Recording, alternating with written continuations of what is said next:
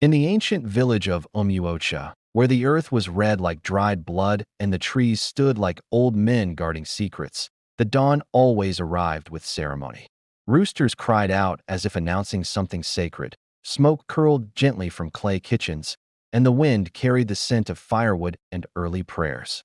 It was in this village that Amarachi lived, a young woman whose presence felt like calm water in a restless world. People said she was born at sunrise, and perhaps that was why light seemed to follow her wherever she walked, resting softly on her skin and clinging to her shadow. Amarachi did not know she was special. She believed kindness was normal, humility was expected, and helping others was simply the right way to exist, even when her own heart was tired. She greeted elders with bowed knees and lowered eyes, fetched water for widows without being asked, and shared her meals even when hunger sat quietly inside her stomach. Children ran toward her laughter, and women spoke her name with admiration that carried both respect and longing. But in Umuocha, the elders often warned that when a life shines too brightly, shadows gather to study it. And though Amarachi's heart was pure, fate had already begun to weave tragedy into her story, quietly, patiently, without mercy. Nkiru had always walked beside Amarachi, close enough that strangers thought their lives were woven from the same thread. They fetched water together from the stream at dawn, their calabashes balanced on their heads, their footsteps matching like a rhythm learned in childhood. As girls, they slept on the same raffia mat, whispering dreams into the night while fireflies blinked like distant stars. They spoke of marriage, children, and futures so bright they did not yet understand how fragile dreams could be. But time is a quiet divider. As the years passed, Amarachi bloomed gently, like a flower that does not struggle for attention yet still commands it. Nkiru noticed the way people looked at Amarachi, how voices softened when they spoke to her, how praise followed her like a shadow. She smiled when others smiled, laughed when others laughed, but something inside her began to ache with a pain she could not name. Still, she remained close, because envy often hides behind friendship, learning every weakness, every habit, every place where trust lives without fear. Praise is a strange thing in a small village. When spoken too often, it can become a blade, sharp enough to wound those who hear it but are never named. The women of Umuocha spoke of Amarachi while pounding yam and washing cassava. They admired her patience, her gentle tongue, and the way she carried herself like someone raised by wisdom. Nkiru heard every word. Each compliment landed softly at first, then sank deeper, pressing against her chest like a stone. She began to notice how her own name was rarely mentioned with such warmth. And when it was, it sounded forced, as if spoken out of obligation rather than truth. That was when love for her friend began to mix with bitterness. And bitterness, when left alone, learns how to grow teeth. Suitors began to arrive at Amarachi's mother's hut carrying kola nuts, palm wine, and hopeful smiles. They spoke carefully, knowing they stood before someone cherished by the village. Amarachi received them with respect, but not excitement. She believed love should come gently, not loudly. Nkiru watched from a distance, her heart heavy with questions she dared not ask aloud. Why did fate open doors so easily for Amarachi and keep her shut? At night, Nkiru replayed every moment in her mind. The gifts, the smiles, the laughter she was not part of. It was no longer enough to endure the pain. Something inside her began to whisper that balance had to be restored, by any means. There was an old forest at the edge of Umuocha where birds no longer sang freely. The elders warned that not all knowledge was meant for the living. Nkiru found herself standing before its entrance one evening, heart pounding louder than her footsteps. She told herself she only wanted answers. Deep within the forest lived Mbik, a woman feared for her understanding of hidden things. Some said she spoke to spirits more than humans. When Nkiru explained her pain, Mbik listened without surprise. She warned that jealousy always demands a terrible price. But Nkiru did not turn back. She left with something small, wrapped carefully, and a soul already stained. Amarachi welcomed Nkiru with open arms, unaware that danger had learned her name. Their laughter filled the hut as food cooked slowly over the fire. Nkiru's hands shook as she prepared the meal. Her heart argued with itself, but envy spoke louder. They ate together, sharing stories of childhood, of dreams yet untouched by sorrow. Amarachi smiled freely, trusting completely. Moments later, confusion crossed Amarachi's face. Her strength began to leave her quietly, without warning. She reached for Nkiru, eyes filled with fear and faith at once. That trust would follow her beyond death. Amarachi collapsed onto the earth as the sky darkened suddenly. The wind stilled, as though the world itself was holding its breath. Villagers gathered, voices breaking as they called her name. No one understood how life could leave someone so gently. Nkiru cried louder than anyone, tearing at her clothes, screaming sorrow into the air. But guilt is heavier than grief. Amarachi's mother held her body, rocking back and forth, her cries echoing through the village. A sound that would never be forgotten. That night, Umuocha buried more than a girl. It buried innocence. Death did not close Amarachi's eyes forever. It opened something deeper. Her spirit rose slowly, confused, tethered by betrayal too heavy to release. She saw the truth clearly now. She saw Nkiru's fear beneath the tears.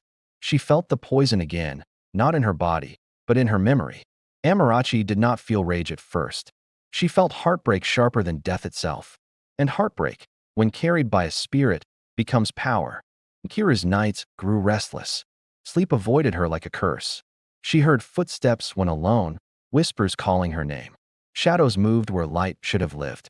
In dreams, Amarachi stood silently, her eyes asking questions no words could answer. There was no anger, only sorrow. Nkiru woke screaming, soaked in sweat, begging forgiveness into the darkness. But forgiveness did not answer. The ancestors had awakened, and they were watching. Umuocha began to feel different. The air grew heavy, the nights longer. Elders spoke of a spirit walking without rest. They warned that truth buried will always rise. Children refused to play near Amarachi's grave. Animals avoided certain paths. Nkiru withdrew from the village, fear carving lines into her face. Her guilt had become a prison. And as the moon rose full and red one night, Amarachi's spirit prepared to be seen.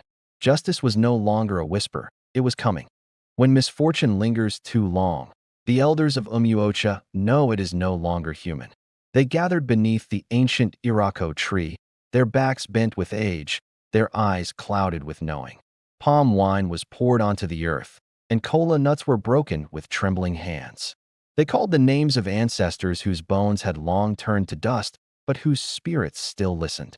The oldest among them spoke of Amarachi's death, his voice shaking as though the truth itself resisted being named. He said the girl's spirit wandered, burdened by betrayal. The wind answered before the ancestors did. It howled suddenly, lifting dust and leaves, circling the elders as if sealing a covenant. One elder whispered what all feared, but none dared say aloud. A trusted hand spilled innocent blood. Nkiru's body remained among the living, but her soul was already breaking apart. She avoided mirrors, afraid of the eyes that stared back at her. Food lost its taste, and sleep became a stranger. When she closed her eyes, Amarachi stood before her, not angry, not vengeful, only wounded. Nkiru tried to pray, but her words fell heavy and useless to the ground. Guilt wrapped around her chest like a tightening rope. Villagers began to notice her isolation. Whispers followed her footsteps, curiosity slowly turning into suspicion. And deep inside Nkiru, fear grew, not of punishment, but of truth finally finding its voice. On a night when the moon burned red, Amarachi's spirit stepped fully into the world of the living. She appeared near the stream where laughter once lived. Her form shimmered softly, not terrifying, but unbearably sad. Those who saw her fell to their knees, tears spilling freely. She spoke no curses. Her silence was heavier than screams. The earth responded to her presence. Trees bent, water stilled, animals fled. Umuocha knew then that the dead had not come to harm the innocent. Amarachi was not hunting blindly. She was calling for justice. The elders summoned Nkiru at dawn. Their faces were calm, but their eyes carried storms. They asked her simple questions about the meal, the day, the forest. Each question struck her like a drumbeat of fate. Her voice faltered, words tangling in her mouth like thorns. Sweat traced paths down her face as the ancestors listened.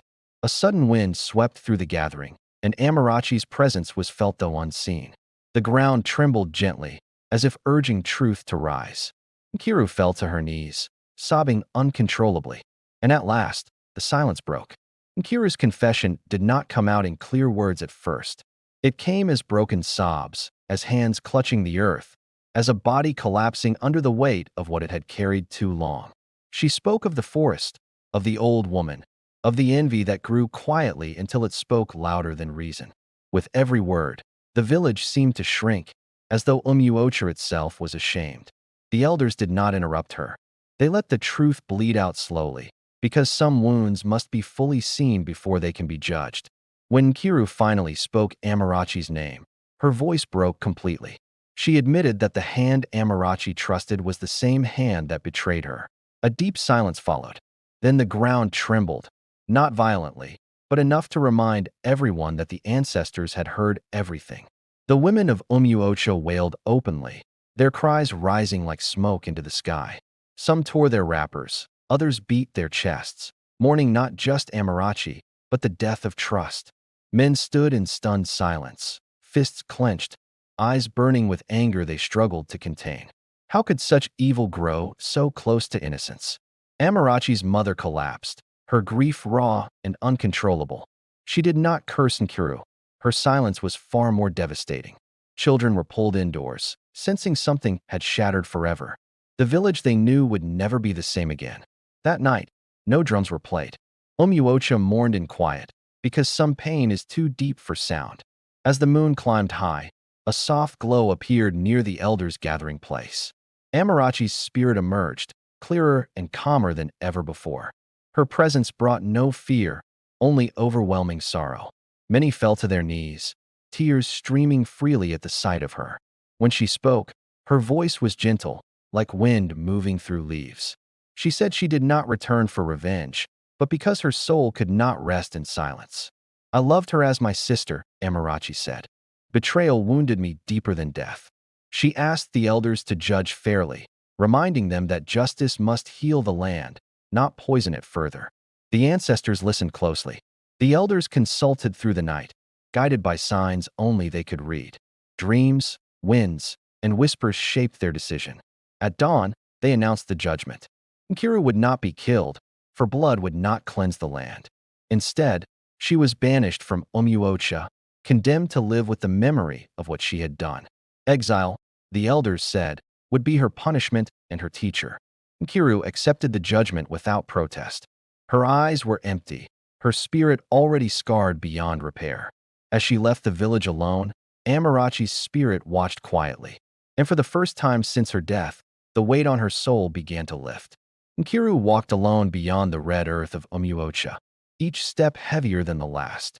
The sun beat down mercilessly, yet her mind was colder than any shadow. She passed through forests that whispered secrets of their own, rivers that seemed to judge her with every ripple. Every bird that flapped overhead seemed to flee from her presence, sensing the poison in her heart. Nights were worse than days. She curled beneath the stars and remembered Amarachi's laughter, the softness of her voice, the way she had trusted Nkiru completely, and how she had repaid that trust with betrayal. Memories haunted her like ghosts. She could hear the whispers of the elders, the cries of the village, the silence of Amarachi's grave. She was not alone, yet she felt utterly isolated. Nkiru's guilt became a companion more loyal than any human could ever be. Every footstep, every breath, every heartbeat reminded her of what she had done and the price she would carry forever.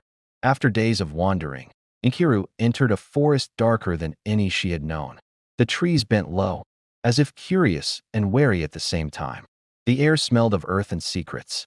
She soon realized the forest was alive in ways the village could never understand.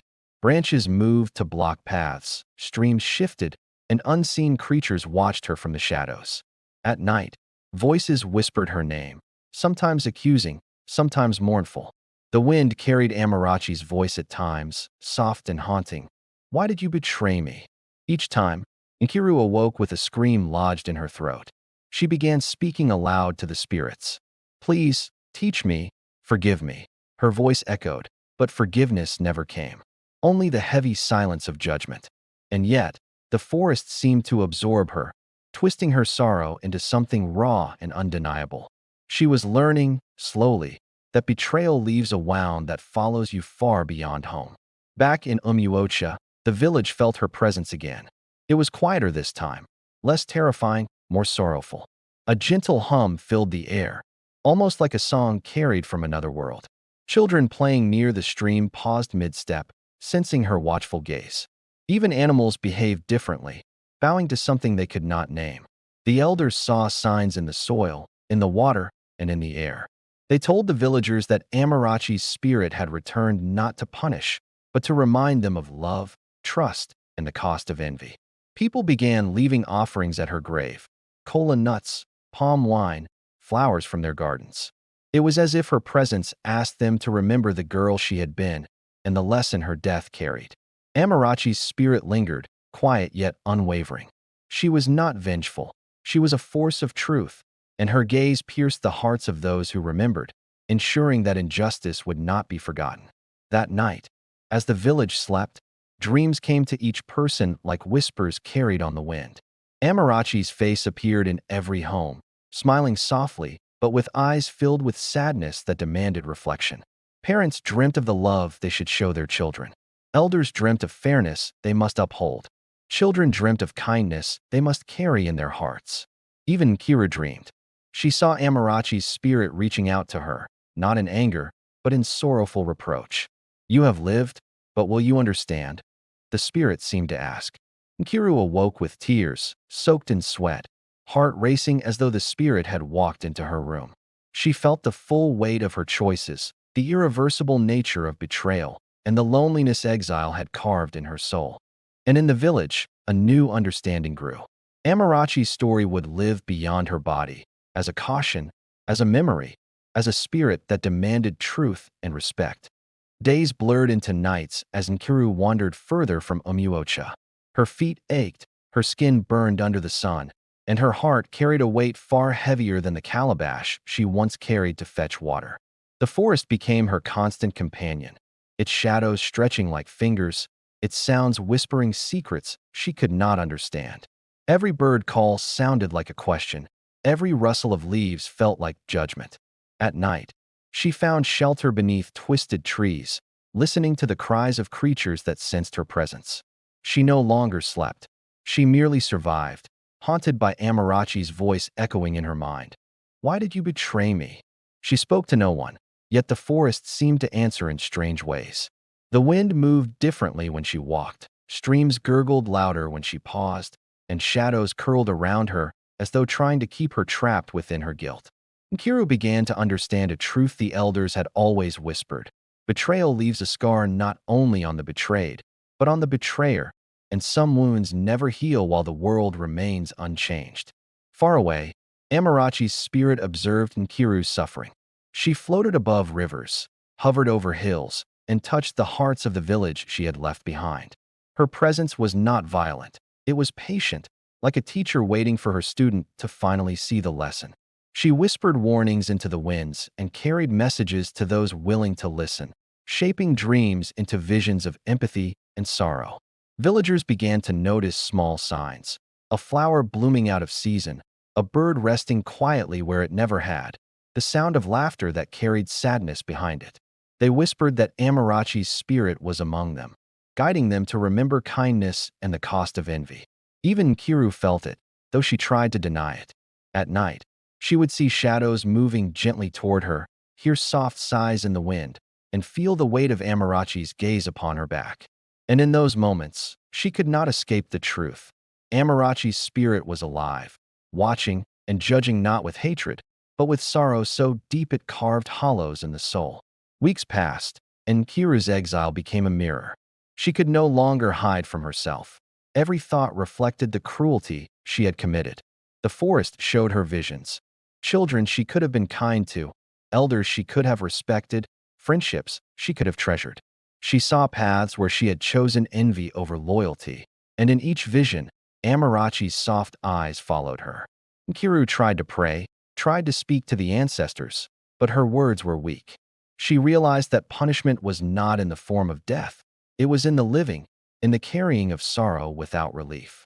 At night, she wept silently, her tears soaking into the earth she now called home. Every tear was a recognition of loss, of innocence betrayed, and of a life that could never return. The forest, alive with spirits older than memory, seemed to murmur approval for her acknowledgement. Amarachi's presence lingered nearby, gentle but firm, reminding Kiru that redemption might be a journey of years or never at all. Back in Umuocha, life slowly resumed, but the absence of Amarachi was a hollow echo that could never be filled. Children played quietly, elders whispered stories of her kindness, and mothers wept quietly at her grave. The village learned to respect not only life, but truth.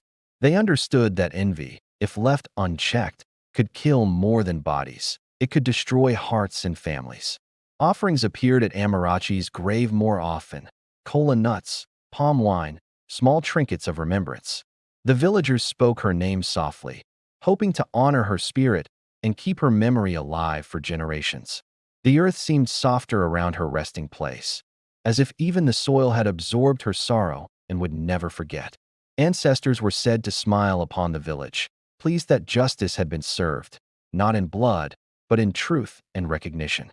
And yet, even as life returned to the ordinary rhythms of planting and harvesting, a shadow lingered over Nkuru. For every joyous day in Umuocha, she remembered the eyes that had trusted her and the betrayal that had defined the rest of her life. Nkiru's days in exile stretched like endless rivers of gray. She walked paths lined with thorned bushes, her bare feet bleeding, yet she moved on, learning the language of silence the forest demanded. The birds no longer sang, except for the occasional warning call, sharp and sudden. Rivers reflected her hollow eyes, showing her not a girl who had once lived freely, but a shadow carved by betrayal. At night, shadows danced against her shelter as if alive, moving with the rhythm of her guilt. She spoke to them, begging for guidance, but the only answers were whispers that came with the wind, half forgotten and half feared. She thought of Amarachi constantly, not in anger, but in sorrow, the pure grief of having ended a life she could not undo, a trust she could not restore. And sometimes, when the moon rose full and red, she would feel a presence near her, faint yet undeniable, a soft warmth that reminded her that death did not erase everything. It only changed how the living saw truth. Umuocha began to feel Amarachi's spirit in subtle ways. When the women washed clothes at the river, the water shimmered with her presence. When children laughed, a gentle hush sometimes fell, reminding them of her absence. The elders whispered of signs they had never seen before. A flower would bloom where none should. A bird would alight quietly on a roof at night, as if keeping watch. Her spirit's presence was not frightening, but sorrowful, carrying a message that everyone could feel.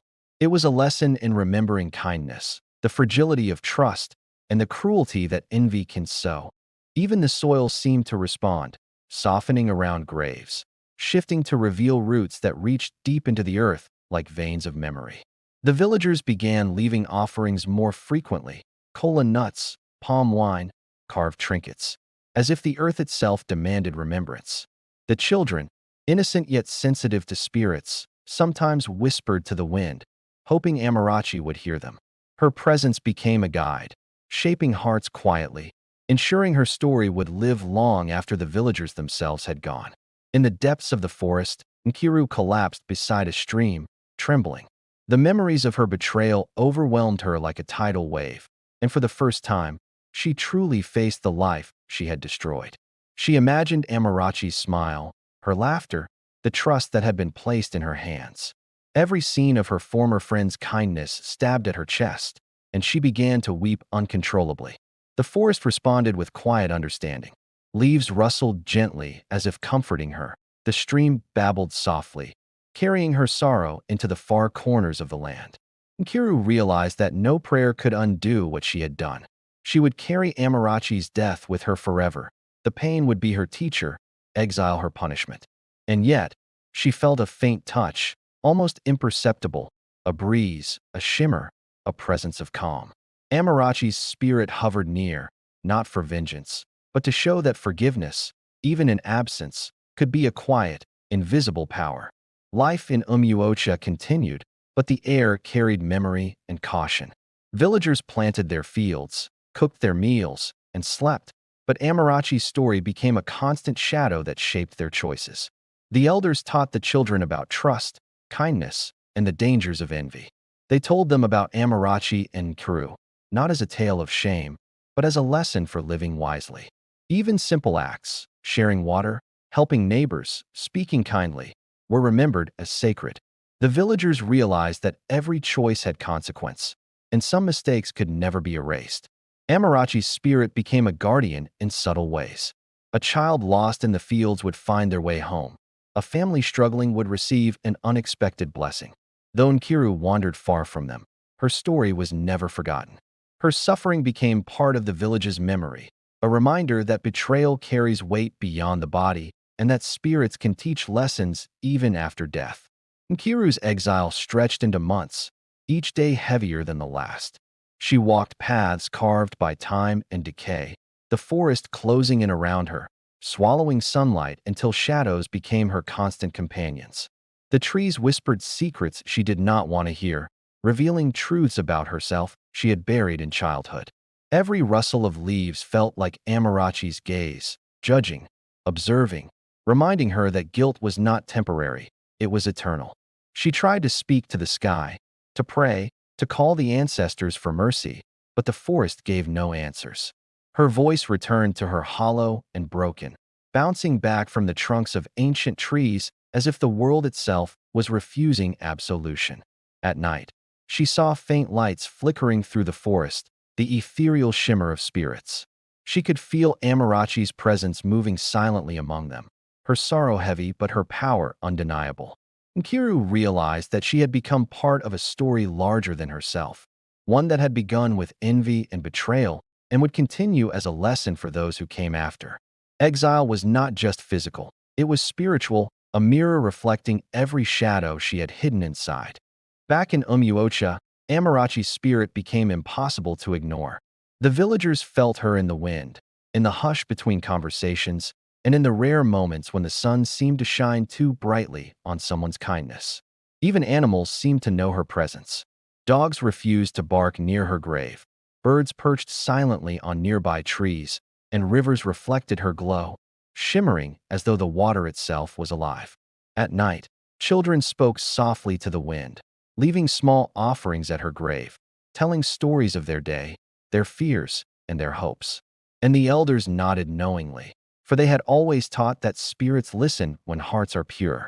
Amarachi's spirit did not punish the village. Instead, she reminded them of the fragility of trust and the enduring power of kindness. Her presence was gentle yet undeniable, a force of memory that could not be erased by time. The villagers began to speak of her as a teacher, a guide, and a guardian. And slowly, their grief transformed into quiet reverence, for even in death, Amarachi had become a force that shaped the living. In the forest, Nkiru's nights became unbearable. She slept fitfully beneath twisted trees, dreaming of Amarachi's eyes, soft, sad, and filled with silent questions she could not answer. In her dreams, she saw the day of betrayal again and again. The poisoned meal, the trust she had destroyed, and the collapse of Amarachi's body played in endless loops, each time sharper and more painful. She tried to cry awake, but the tears never seemed enough. The forest absorbed them, turning her grief into a heavy weight that pressed on her chest day and night. Sometimes, in the deep silence, she thought she could hear Amarachi's voice calling not for revenge, but for understanding. "You must carry what you have done," it whispered, "for only in truth will your soul learn humility." Nkiru began to understand that punishment was not something the living could deliver. It was something she carried within, as endless and unyielding as the forest itself. Back in the village, the people began to notice strange signs. A mango tree bloomed in winter, rivers flowed backward briefly at dawn, and small lights flickered near Amarachi's grave, appearing and disappearing like soft pulses of life. The elders spoke of these signs in hushed voices. "This is her spirit," they said, "not to harm, but to remind us that her life was stolen unfairly." Villagers began leaving gifts, small carved figurines, cola nuts, palm wine, even the fruit from their gardens. They spoke her name softly, hoping to honor her memory and ensure that her story would live on beyond those who had witnessed it firsthand. Amarachi's presence shaped the daily life of the village. Parents taught children the value of honesty, neighbors shared more freely, and young couples learned the importance of trust, knowing the pain that envy could bring. And somewhere in the distance, in the forest far beyond the village, Nkiru shivered. She knew the signs, even if she could not see them, and understood fully that Amarachi's spirit was everywhere, watching, remembering, and guiding the living. The days in exile dragged endlessly, and Nkiru felt the forest closing in around her like a living trap. She wandered over roots, through thorned bushes, and across rivers that reflected her haunted face back at her, reminding her that no path could free her from herself. Her nights were the worst. Every whisper of wind sounded like Amarachi's voice asking, "Do you understand now?"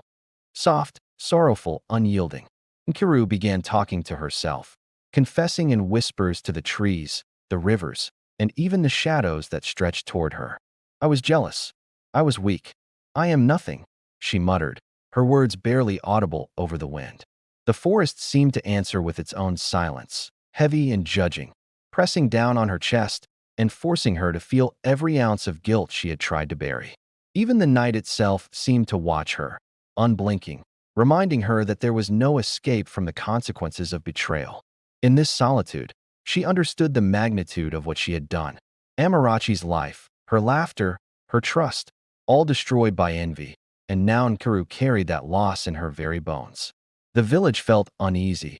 The air carried a weight it had never carried before. Storm clouds formed without warning. Lightning split the sky over distant hills, and a strange chill settled over the land, as if nature itself was mourning. Animals refused to enter certain parts of the village, especially near Amarachi's grave. The elders spoke in hushed tones, recognizing signs they could not ignore. A spirit's presence was never passive, it demanded respect. Children reported seeing fleeting figures at dusk, pale and radiant, moving through fields and streams.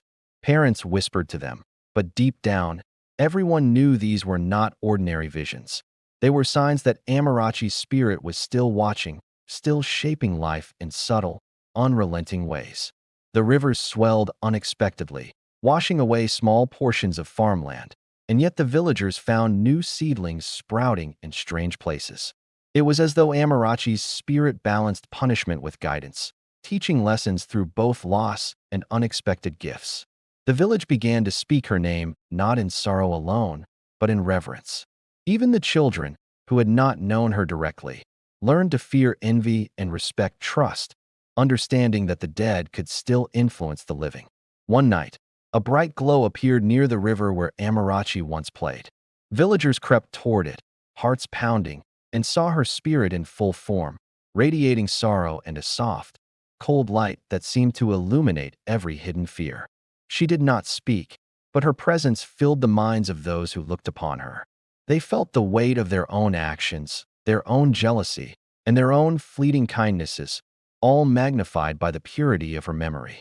The wind carried whispers in her voice, gentle but clear. "Remember kindness, guard your hearts, and honor the trust given to you." The message was soft, but it sank deeply, leaving each person trembling with both awe and shame. The villagers wept openly, some for Amarachi, some for Nkiru, and some for themselves. They realized that her spirit was not there for vengeance. It was a reminder, a guide, a teacher of consequences that stretched beyond death. And then she vanished, leaving a glow in the air that lingered for hours. It was as if she wanted them to remember, not the fear, but the lesson, the sorrow, and the enduring power of trust betrayed. Nkiru sat by a quiet stream, exhausted, weak, and haunted. The moonlight revealed every scar on her body and soul, and she finally faced the truth she had avoided for so long. Amarachi's death was hers to carry. She thought of her friend's laughter, the trust in her eyes, and the meals shared with no thought of betrayal. The weight of her guilt pressed her down into the earth, as if she could merge with the soil and vanish. And then, softly, the wind shifted, carrying a presence she could not deny.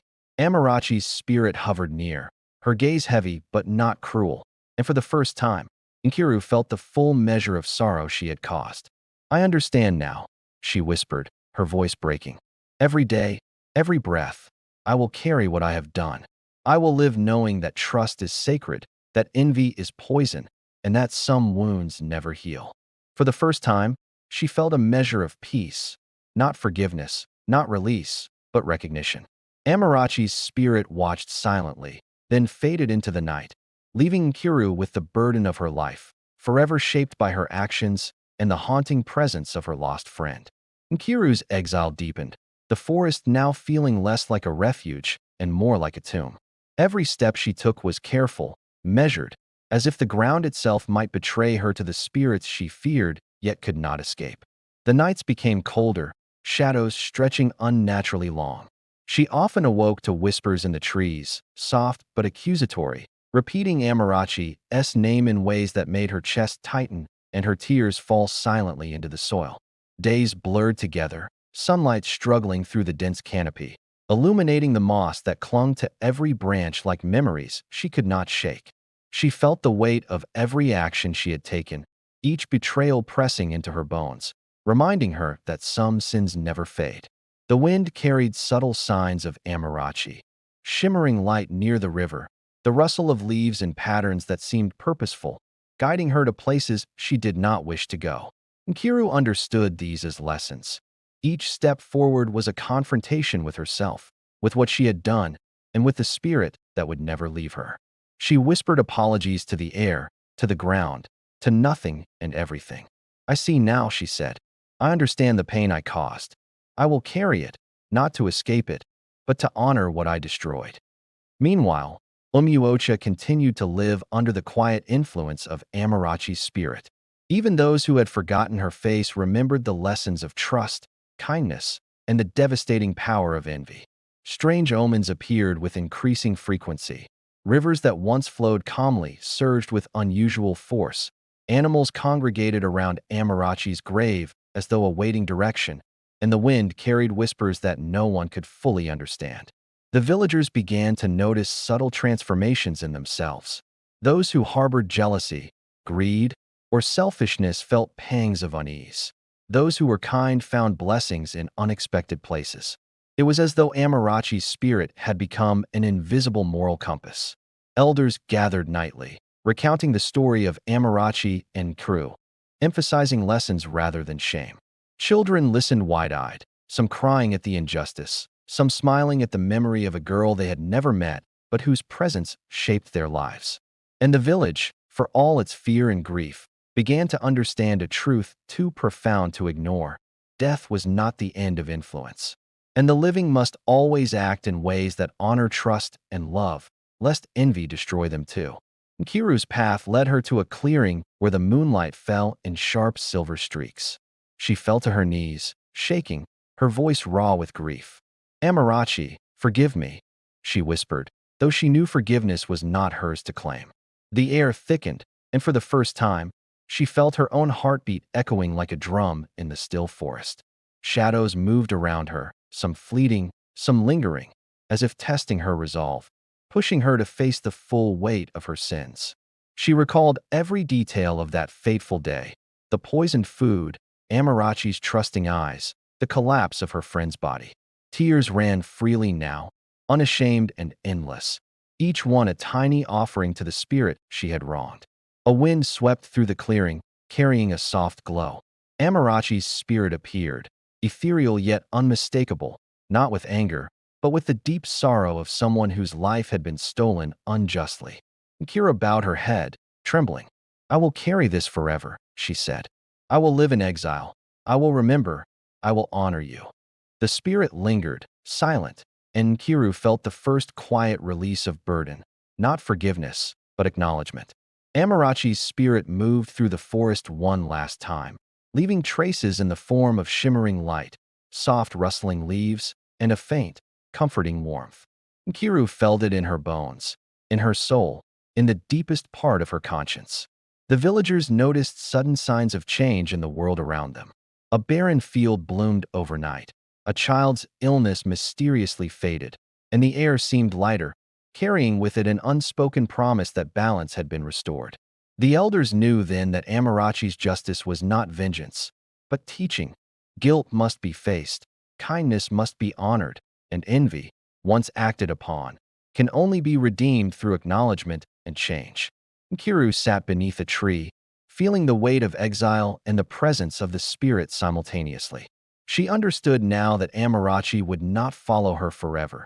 She would watch from the realms of the unseen, but the burden of memory and conscience was hers alone. And as the night deepened, the forest, the village, and Nkiru's soul all seemed to hold a single truth. Life is fragile. Trust is sacred, and even in death, those who are wronged can shape the living with lessons that linger for generations. Nkiru came upon a still, crystal-clear pond in the heart of the forest. Its surface mirrored her face, but the reflection was not of the girl she once was. It was a woman hollowed by guilt, haunted by memories, and shaped by sorrow. She stared into the water for hours, tracing the lines of pain carved into her expression. I was weak. I was jealous. I destroyed someone I loved, she whispered, her words trembling like leaves in the wind. The forest seemed to respond, shadows shifting as if to embrace her, yet also to remind her that no darkness could be ignored. Every ripple in the water seemed to replay Amarachi's smile, her laughter, and her trusting eyes. Tears fell freely, soaking the earth beneath her knees.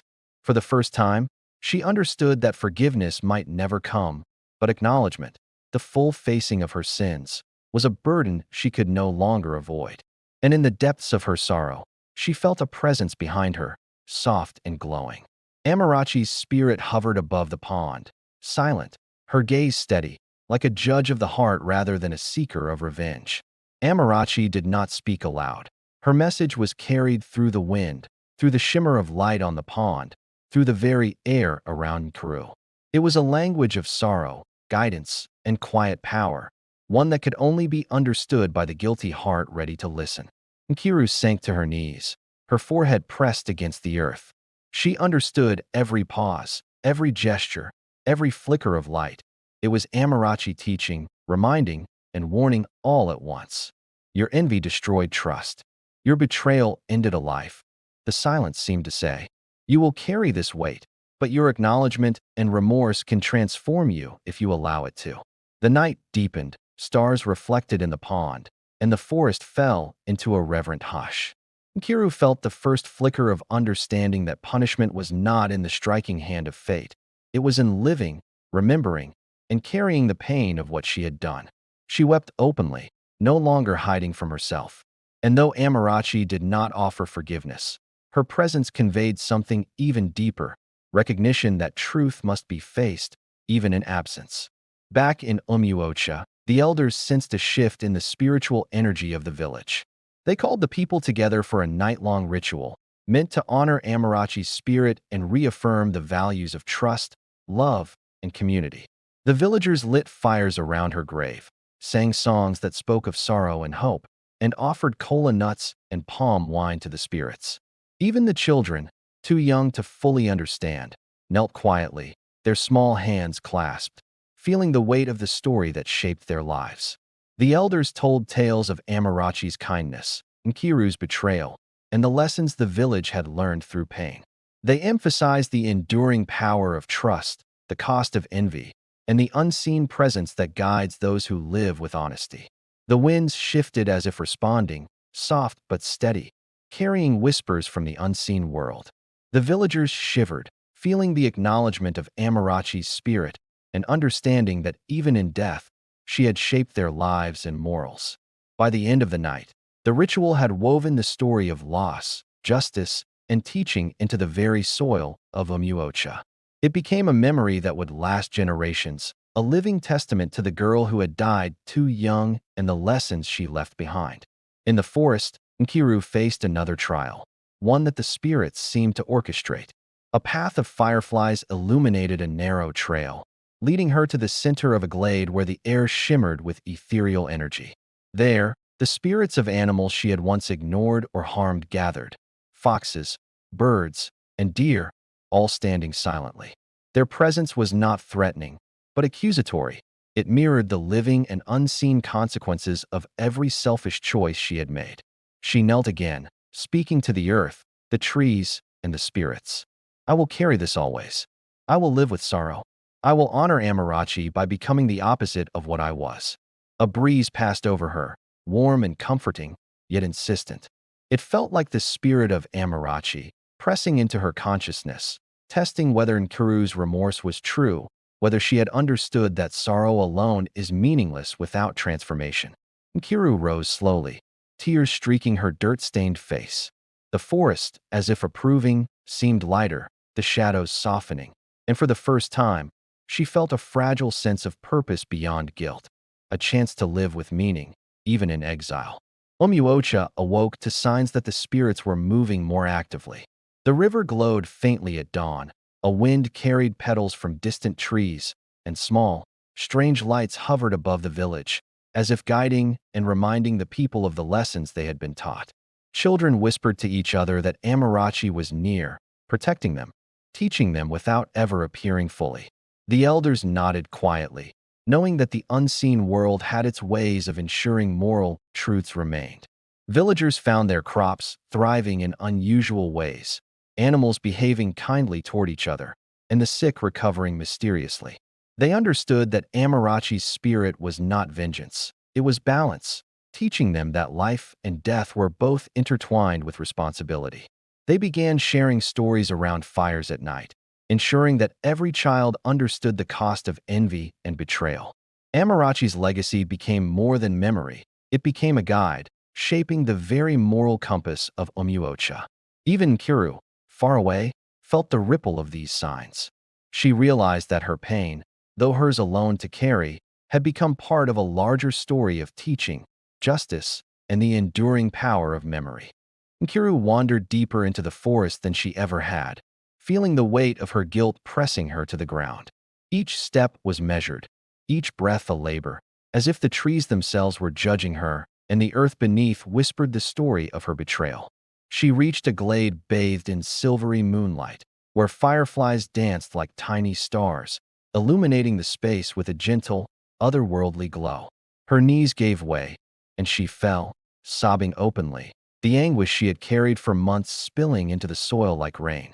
The air shifted, thick with presence. Amarachi's spirit emerged from the light, more radiant than ever, floating gracefully above the clearing. Her gaze was sorrowful but piercing, a reminder that Nkiru's suffering had been seen, measured, and was not without meaning.